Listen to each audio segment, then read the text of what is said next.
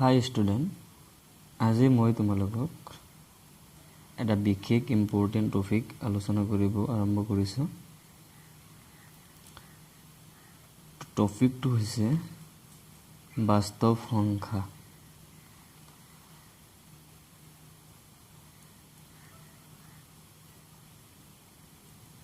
এই বাস্তৱ সংখ্যাৰ বিষয়ে আমি সকলোৱে অলপ শিকি আহিছোঁ। এই বাস্তৱ সংখ্যাৰ বিষয়ে আমি অলপ শিকি আহিছোঁ। যেতিয়া আমাৰ বাস্তৱ সংখ্যাৰ কথা কোৱা হয় তেতিয়া কি কি শব্দ আহিব? এক নম্বৰ আহিব তোমাৰ সংখ্যা ৰেখা,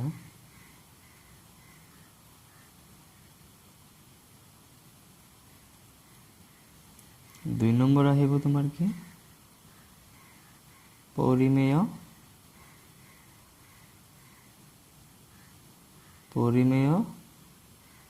সংখ্যা, তিন নম্বৰ আহিব কি অপৰিমেয় সংখ্যা,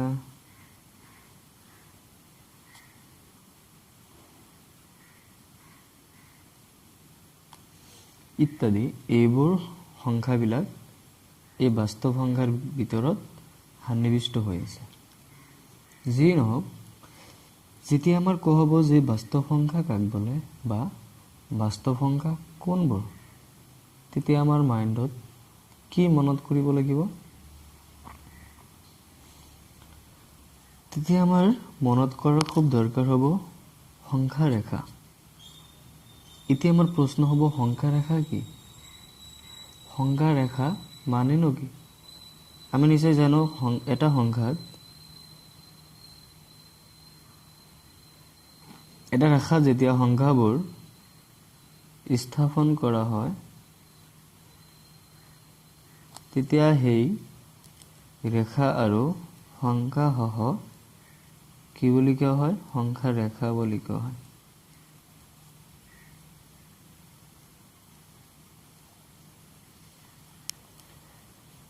সংখ্যা ৰেখাৰ মাজত 0 ধৰি 0ৰ সোঁফাললৈ যাব তোমাৰ ধনাত্মক মান, পজিটিভ মান, যেনেদৰে +1, +2, +3 এটচেট্ৰা। আৰু সংখ্যা ৰেখাৰ বাওঁফালে আহিব তোমাৰ কি নেগেটিভ মান, যেনেদৰে -1, -2, -3 এটচেট্ৰা। আৰু এই হল সংখ্যা উইথ ৰেখাক মিলি আমি কি ক'ম? সংখ্যা ৰেখা। এতিয়া আমাৰ আহিব যে পৰিমেয় সংখ্যা কি? আমি নিশ্চয় শিকিছো যে যিবোৰ সংখ্যা p/q আকাৰত প্ৰকাশ কৰিব পাৰি, এইটো আকাৰত প্ৰকাশ কৰিব পাৰি, আৰু য'ত নেকি q is not equal 0 সেইবোৰ সংখ্যাক আমি পৰিমেয় সংখ্যা বুলি ক'ম। আৰু যেতিয়া ক'ব অপৰিমেয় সংখ্যা, that means যিবোৰ সংখ্যাক আমি p/q আকাৰত কি কৰিব নোৱাৰি? প্ৰকাশ কৰিব নোৱাৰি। আৰু ইয়াক আমি প্ৰকাশ কৰিব পাৰি, সেইটো হ'ব তোমাৰ পৰিমেয় সংখ্যা। পৰিমেয়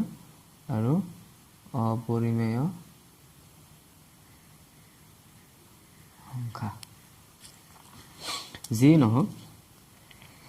এতিয়া আমি ক'ম বাস্তৱ সংখ্যা কাক বোলে। যেতিয়া আমি বাস্তৱ সংখ্যা কাক বোলে ক'ব যাম, বাস্তৱ সংখ্যাৰ ডেফিনেশ্যনটো হ'ব তোমাৰ যে সংখ্যা ৰেখাত থকা সকলোবোৰ সংখ্যাকে আমি বাস্তৱ সংখ্যা বুলি ক'ম। কেনেকৈ ক'ম? সংখ্যা ৰেখাত থকা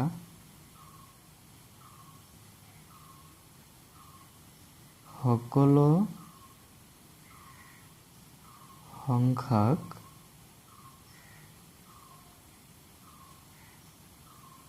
আমি কি বুলি কম বাস্তৱ সংখ্যা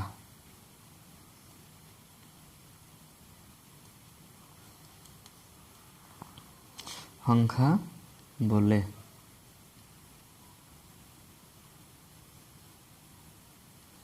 এতিয়া আহিব তোমাৰ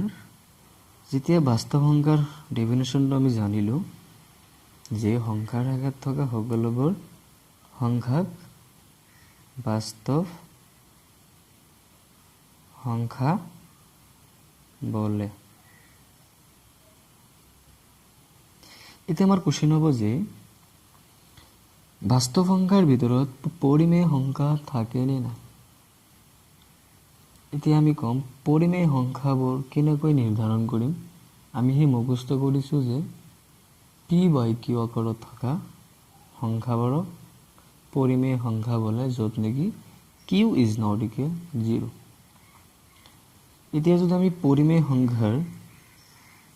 এক্সাম্পল ল'ব যাওঁ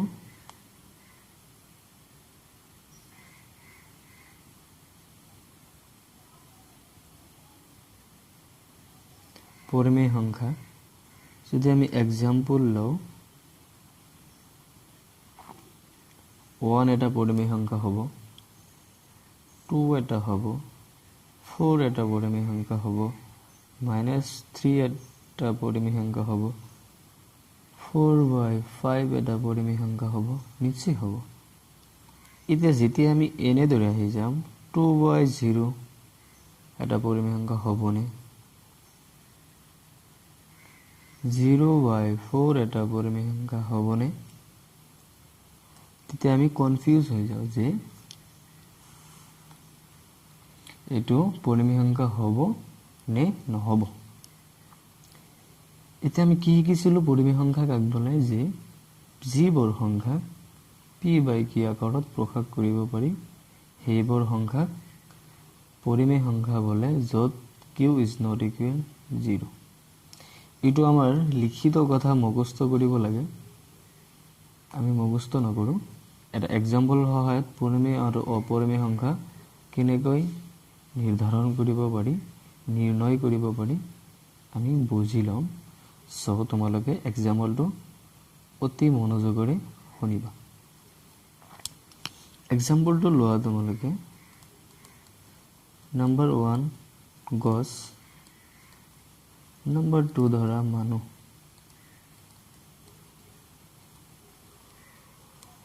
গছ আৰু মানুহৰ ক্ষেত্ৰত চোৱা আমি p/q আকাৰ মানে কি গম পাওঁ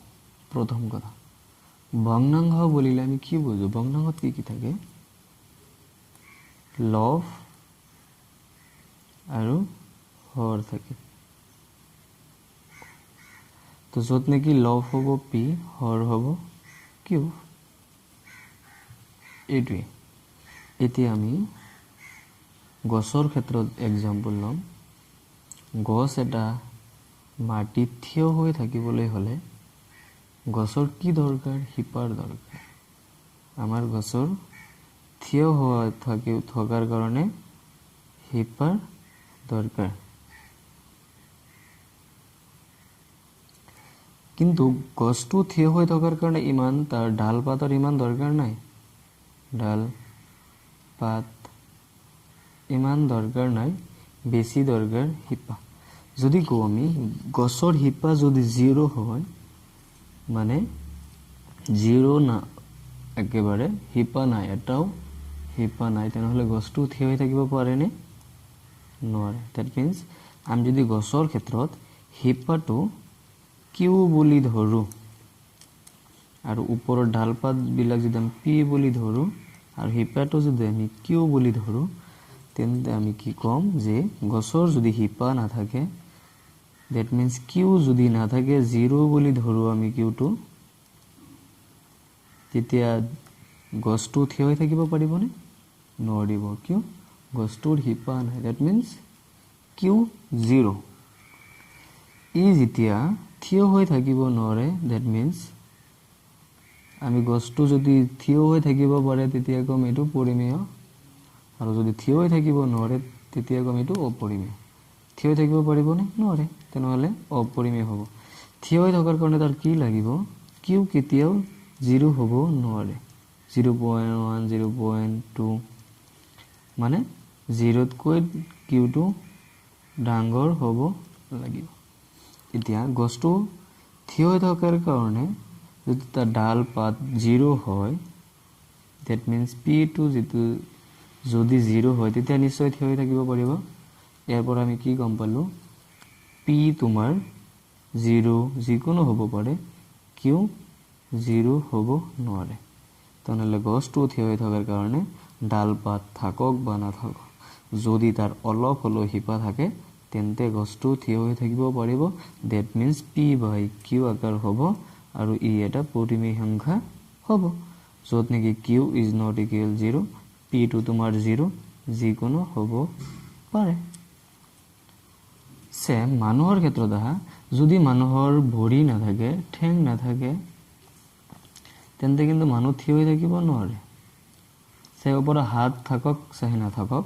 যদি তাৰ ঠেং নাথাকে ভৰি নাথাকে থিয় হৈ থাকিব নোৱাৰে তেনেহলে মানুহ থিয় হৈ থকাৰ কাৰণে কি লাগিব ভৰি ভৰিটো আমাৰ লাগিব হাত থাকক বা নাথাকক মানুহ থিয় হৈ থাকিব পাৰিব সো ভৰি যদি আমি কিউ ধৰো কিউ আমাৰ 0 হ'ব নোৱাৰে অলপ হলো ভৰি থাকিব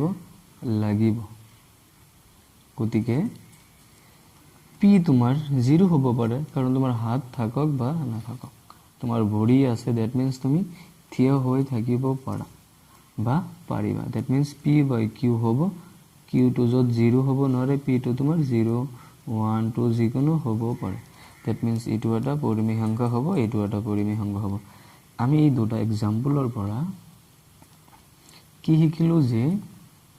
আমাৰ থিয় হৈ থকাৰ কাৰণে ঠেং কম্পালসৰি মাস্ট বি লাগিব অলপ হলো এটা হলো লাগিব ঠেং to 0 হ'ব নোৱাৰে that means p by q আকাৰ পৰিমেয় সংখ্যা হ'বলে হলে q ঠেং 0 হ'ব নোৱাৰে that means q 0 হ'ব নোৱাৰে গছৰ ক্ষেত্ৰত যদি আমি চাও গছ থিয় হৈ থকাৰ কাৰণে আমাৰ কি লাগিব হিপা লাগিব ওপৰৰ ডাল 0 থাকক চাহে নাথাকক আপত্তি নাই আমাৰ হিপা লাগিব that means q লাগিবই q 0 হ'ব নোৱাৰে এতিয়া আমি যেতিয়া एग्जांपल চাম যে পৰিমেয় সংখ্যা কোনবোৰ নহয় তেতিয়া আমি এই কোশ্চেনটো চাম যে এতিয়া আমাৰ কি তলত কি আছে এটো যদি আমাৰ মাটি চাও এটো আমাৰ কংকাল তলৰ ফালে হল তোমাৰ ঠেং ভৰি তলৰ ফালে হল হিপা গছৰ ক্ষেত্ৰত যিকোনো ধৰো আমি এটা एग्जांपल ওপৰৰ ঢাল পাত বা হাত যিকোনো হ'ব পাৰে তো আমাৰ পৰিমেয় সংখ্যা হ'বলে হলে কি লাগিব থিয় হৈ থাকিব লাগিলে হলে কি লাগিব হিপা বা ঠেং লাগিব ইয়াত আমাৰ হিপা বা ঠেং আছে নে নাই 0 সো এটো পৰিমেয় সংখ্যা হ'ব নোৱাৰে সেকেন্ড নম্বৰ ওপৰত কি কৈছিলো মই ডাল পাত থাকক বা নাথাকক কোনো কথা নাই 0 হ'ব পাৰে কিন্তু তলত ঠেং বা হিপা আছে নে নাই নিশ্চয় আছে 0/4 এটো পৰিমেয় সংখ্যা হ'ব তেনেহলে এটো হ'ব অপৰিমেয়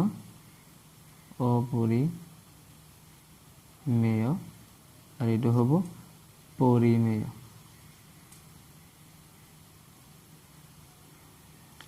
নিশ্চয় তোমালোকে পৰিমেয় সংখ্যা আৰু অপৰিমেয় সংখ্যা পাহৰি নোযোৱা যিকোনো एग्जांपल ললে তোমালোকে পৰিমেয় আৰু অপৰিমেয় সংখ্যা নিৰ্ণয় কৰিব পাৰিবা এতিয়া আমি এটা एग्जांपल লম কোশ্চেন আকাৰত 0.0/0.1 এটা পৰিমেয় সংখ্যা হ'বনে হ'ব কিয়নো অলপ হলো ভৰি আছে দুই নম্বৰ 4/0.2 এটো পৰিমেয় সংখ্যা হ'বনে হ'ব কিয় তাৰ ভৰি আছে এটা 0/4 এটো পৰিমেয় সংখ্যা হ'বনে হ'ব কিয় তাৰ ভৰি আছে ওপৰত থাকক বা নাথাকক সো যে নহক আজি আমি কি আলোচনা কৰিলো বাস্তৱ সংখ্যাৰ ভিতৰত পৰিমেয় সংখ্যা ৰেখা অপৰিমেয় সংখ্যা আৰু হেখত আমি কি গম পালো যে বাস্তৱ সংখ্যাত আমাৰ পৰিমেয় অপৰিমেয় সংখ্যা ৰেখা that means পজিটিভ নেগেটিভ সকলোবোৰ সন্নিবিষ্ট হৈ থাকে আৰু এই সকলোবোৰ সংখ্যাক আমি বাস্তৱ সংখ্যা বুলি কওঁ আজিৰ কাৰণে এইখিনি যদি তোমালোকৰ বুজাত কিবা অসুবিধা হৈ থাকে কমেন্ট কৰি জনাবা আৰু যদি ভাল লাগে সাপোৰ্ট কৰিবা আৰু ইয়াতকৈ যাতে ভালকৈ ভাল এক্সাম্পলৰে ইজি ভাবে তোমালোকক বুজাব পাৰো চেনেলটো সাবস্ক্ৰাইব কৰিবা